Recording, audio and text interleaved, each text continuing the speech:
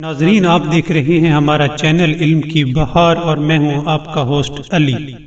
ناظرین، آج کی ویڈیو میں ہم آپ کو بتائیں گے کہ حضرت ابراہیم کو خلیل خدا کیوں کہا جاتا ہے، وہ کون سی خصوصیات تھی جن کی وجہ سے وہ اللہ کے خلیل بنے، اور وہ خصوصیات جن کی وجہ سے وہ خلیل خدا بنے اگر ہم میں آ جائیں تو کیا ہم بھی خدا کے دوست بن سکتے ہیں؟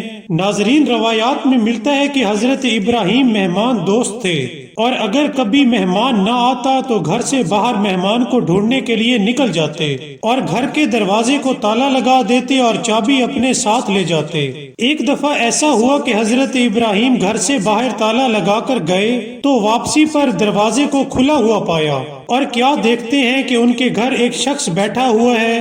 حضرت ابراہیم نے کہا کہ اے بندے خدا، کس کی اجازت سے تم گھر میں داخل ہوئے؟ حضرت ابراہیم کے 3 بار پوچھنے کے باوجود کوئی جواب نہ آیا۔ تب حضرت ابراہیم جان گئے کہ یہ حضرت جبرائیل ہیں۔ تب حضرت جبرائیل حضرت ابراہیم سے مخاطب ہوئے اور کہنے لگے کہ تیرے پروردگار نے مجھے اپنے بندوں میں سے ایک بندے کی طرف بھیجا ہے جس کو اس نے اپنا خلیل کہا ہے۔ حضرت ابراہیم نے پوچھا کہ مجھے بتاؤ وہ بندہ کون ہے تاکہ جب تک میں زندہ رہوں اس کی خدمت کرتا رہوں۔ اس نے کہا کہ آپ ہی خلیل خدا ہیں۔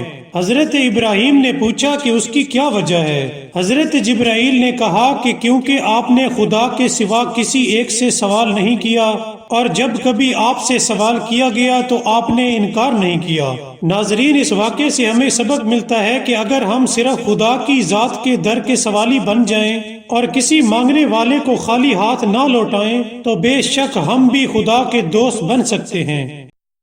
ناظرین، اگر آپ کو ہماری ویڈیو پسند آئی ہو تو سبسکرائب کرنا مت بھولیے گا۔ Thank you.